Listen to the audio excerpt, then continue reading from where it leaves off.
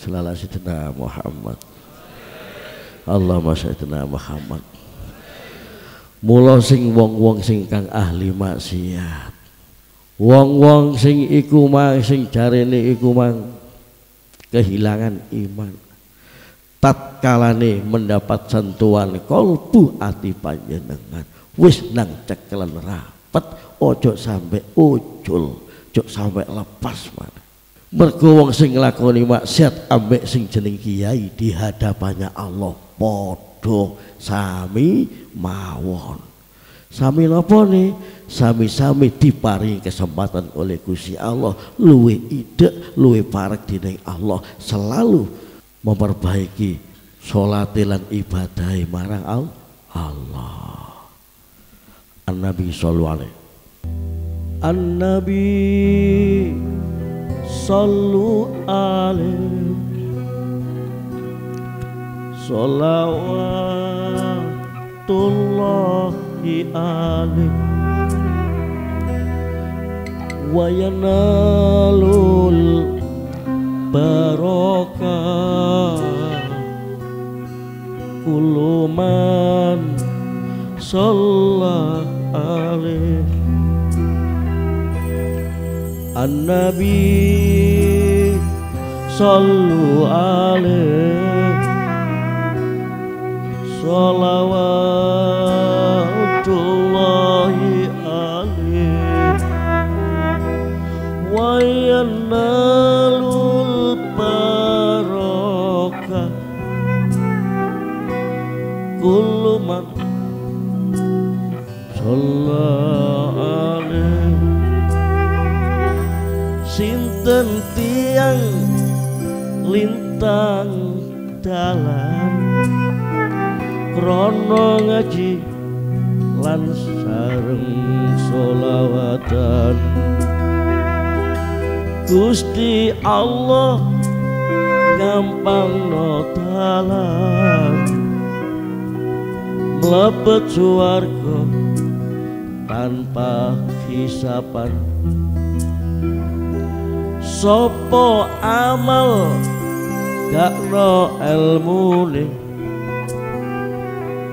gak diterima ing pangerane, amal ditolak gak no gawene, tuas ibadah kangelan nganggur arane. Alladzi zakal malih kulluhun kanan sahih wal Qur'an sayun fasih alladzi unzil alaih. Sareng-sareng An-Nabi alhamdulillah.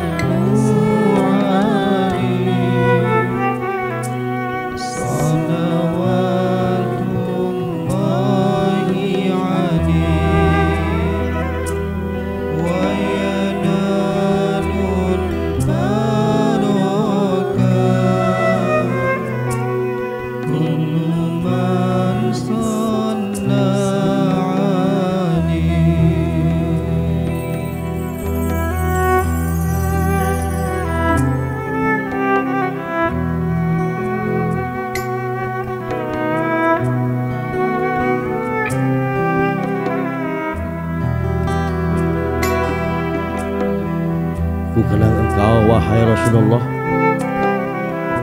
kenangan yang tak akan kulupakan, kenangan yang tak akan lepas dalam ingatan. Walau engkau dari kecil telah yatim, tak menghalangi kehebatanmu wahai Rasulku. Semua akhlakmu adalah kebaikan, pengabdianmu kepada Allah menjadikan hidayah menerang dunia, mengubah kegelapan zaman menjadi terang dengan Islam wahai Rasulullah. Engkau Engkau mencintai umatmu sampai akhir kehidupan. Ya Rasulullah, engkau teladanku. Walau engkau pada saat sholat Jumat engkau dinudai dari atas,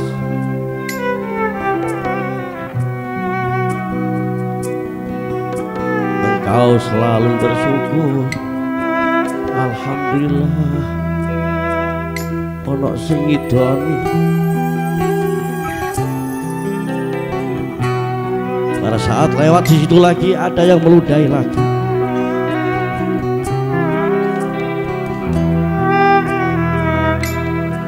Akan tetapi pada saat yang ketiga kali, tumben kok saya lewat di sini tidak ada yang meludahi lagi. Pada saat itu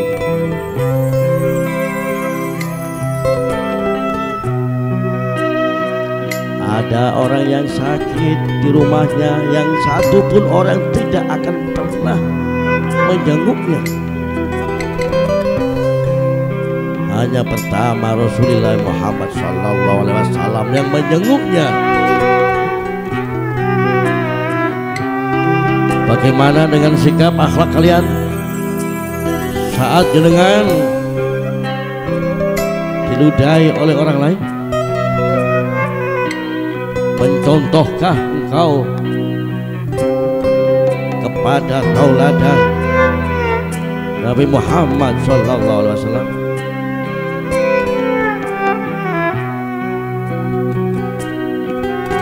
Aku ingat ya Rasulullah, pada saat engkau pada waktu ceramah, mau ceramah di kota Taif,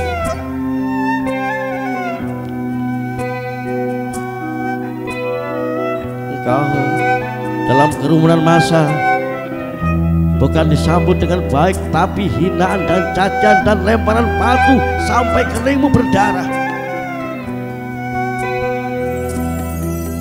Nabi sallu alaihi sholawatullahi alaihi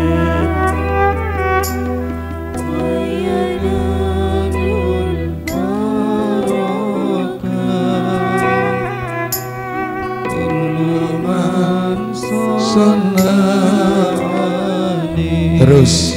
Bismillah. An-Nabi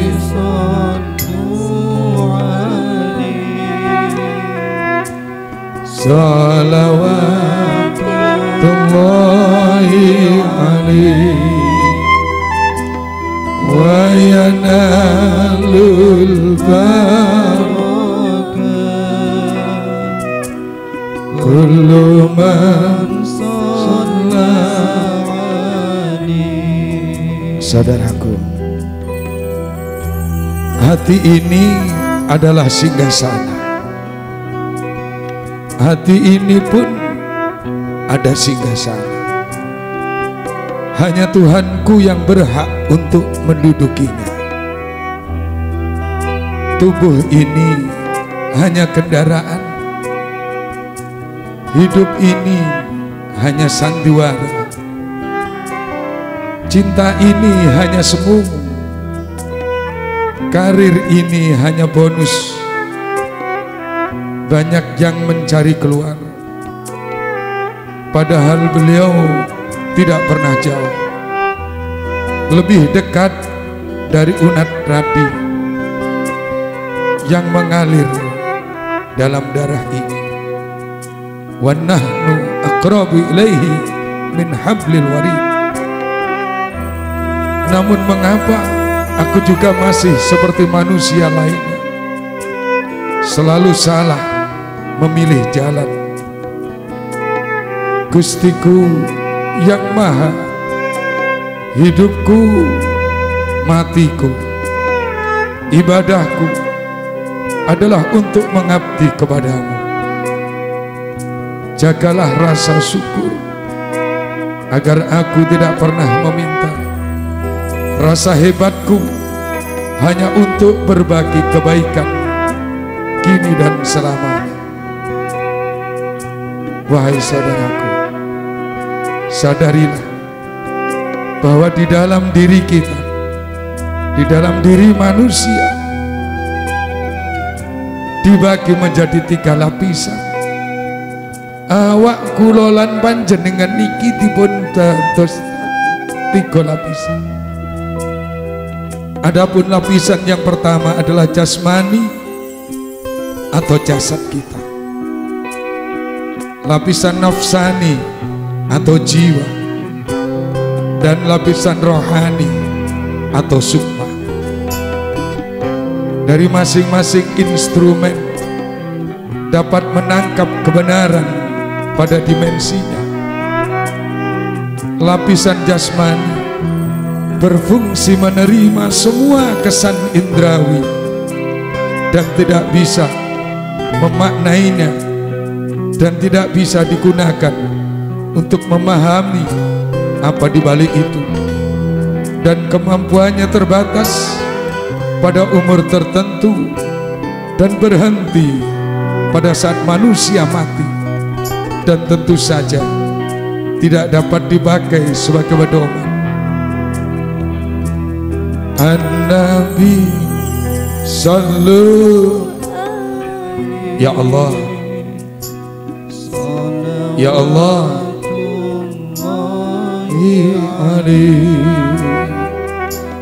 wa yanalul barakah kullu man shallani. Saudaraku, lapisan nafsani merupakan pembeda antara manusia dan binatang. Dengan instrumennya ini, manusia dapat memiliki kesadaran sebagai manusia, mampu berangan-angan dan berpikir. Dengan berpikir, manusia dapat memilah dan memilih, menimbang, mengetahui antara fakta dan realita dan ekspresi lainnya. Saudaraku, jika kesempurnaan yang akan kau tempuh di dalam hidup ini, gunakanlah 3 kendaraan yang telah ada pada diri kita. Lapisan jasmani atau jasad, lapisan nafsani atau jiwa, dan lapisan rohani atau sukma. Seorang penyair dengan indah bila melantunkan syair, dan manusia semua mendengar akan syair itu, sebagaimana sang guru bangsa Abdurrahman Wahid yang mensyairkan.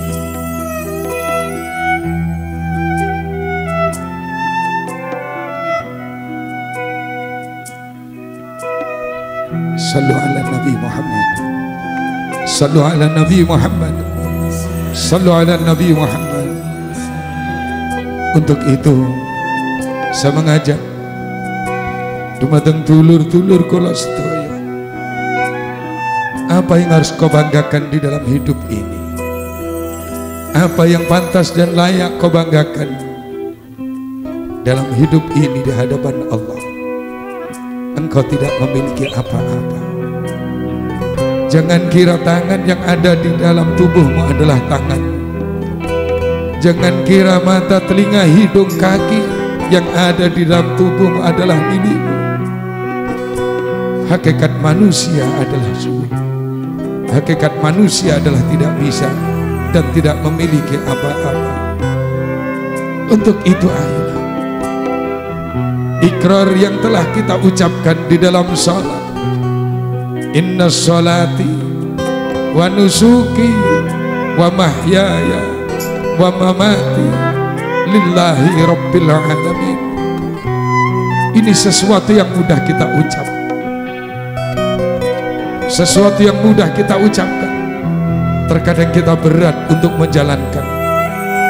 Kembali, tidak ada satu yang berat di dalam hidup ini jika niat sudah ada di dalam hati kami, teruslah kita belajar, teruslah kita belajar sampai engkau merasa bodoh. Teruslah engkau mengaji, teruslah engkau mengaji sampai engkau merasa bodoh. Dan janganlah engkau merasa bahwa manusia adalah segala-galanya. Kembali saya teringat bagaimana seorang istri baginda Rasulullah Sallallahu Alaihi Wasallam ketika seorang sahabat datang, ini membuka angan-angan kita kembali. Suatu ketika Aisyah didatangi oleh sahabat, "Ya Aisyah, tolong tunjukkan kepada kami siapa orang yang dianggap baik di hadapan Allah dan siapa orang yang dianggap jelek, hina di hadapan Allah." Pada akhirnya Aisyah menjawab, "Wahai sahabat, jika engkau bertanya siapa orang yang paling baik di hadapan Allah," Aisyah menjawab, "adalah orang-orang yang merasa di dalam hidupnya bergelimpangan dengan dosa. Orang-orang yang merasa banyak dosa dan salah. Orang yang selalu merasa bodoh di hadapan manusia. Orang yang merasa bodoh di hadapan Allah." Inilah jawaban baginda Rasul bagus. Inilah jawaban Aisyah radhiyallahu anha. Saudaraku, ada kalanya hal ini pernah terjadi di dalam diri kita, atau mungkin bahkan sebaliknya. Ketika kita bertanya siapakah orang yang paling hebat, siapakah orang yang paling baik, mungkin bahasa kita menyampaikan orang yang paling baik adalah orang yang pintar, orang yang hebat, orang yang linuwe, orang yang jaduk. Ternyata jawaban ini berbalik dengan jawaban Aisyah radhiyallahu anha. "Ya Aisyah, bagaimana dengan pertanyaan kami yang kedua? Siapakah orang-orang yang dikatakan baik di hadapan Allah?" Aisyah kembali menjawab, orang-orang yang dikatakan jelek di hadapan Allah adalah orang-orang yang merasa dirinya paling hebat, orang-orang yang merasa dirinya sok pintar, sok tahu. Ini jawaban dari Aisyah. Saudara, ketauhidanmu, keyakinanmu kepada Allah akan mengalahkan bagaimana penilaian manusia. Allah tidak melihat jasad lahiriahmu, Allah tidak melihat bagaimana casingmu seperti Gus Im sampaikan. Allah tidak akan pernah mandeng nyawang kawulane ing tata lahiri. Hina terkadang kita di hadapan manusia, nista ada kalanya kita di hadapan manusia. Gak ono ajine ono kalane uripe dhewe di hadapan manusia. Tapi tauhidmu, keyakinanmu kepada Allah, jadikanlah motivasi. Selama manusia, jangan pernah engkau menilai dan mengadili seseorang, karena yang berhak mengadili, yang berhak menilai ibadahku hanyalah Allah Subhanahu wa ta'ala. Ayo saudaraku, teruslah engkau bergerak, teruslah engkau melangkah, teruslah engkau mencari jati dirimu di tengah-tengah kekuranganmu. Temukanlah jati dirimu di tengah-tengah kekurangan yang kau miliki. Jangan pernah engkau merasa kecil hati, jangan pernah engkau merasa sedih, jangan pernah engkau merasa terhina. Karena yakinilah, ada kalanya jelek di hadapan manusia belum tentu kita jelek di hadapan Allah. Baik di hadapan manusia belum tentu baik di hadapan Allah.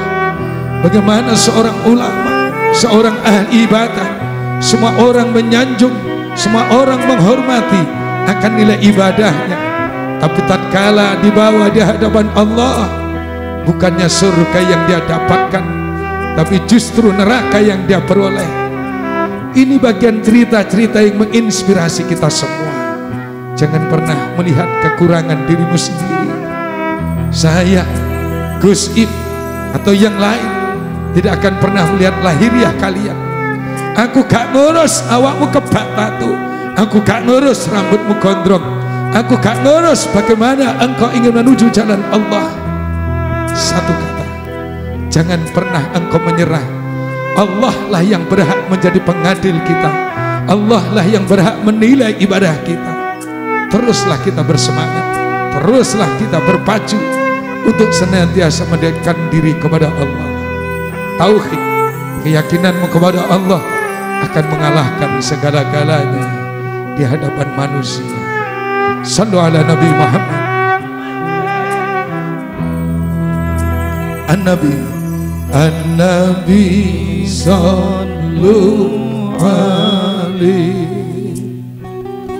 salawatullahi alaihi wa yanalul barakah kullu man shallani. Bismillahirrahmanirrahim. Ya Allah, An-Nabi Nabi ono sajroning apa? Nabi yo sing dadi cikal bakale jasadmu tukul ning alam dunya.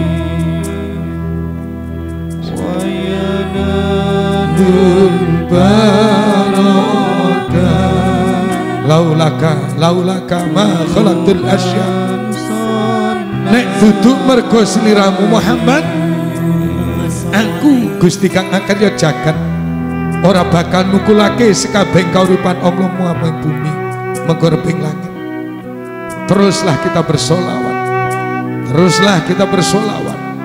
Dari Nur Muhammad kita berasal, dari Nur Muhammad semua wujud, dari Nur Muhammad pada akhirnya Allah jumenengne anane Gusti Allah.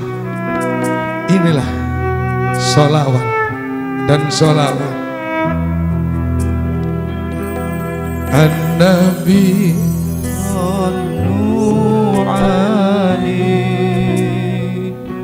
salawatullahi alaihi wa yanalul barakah kullu man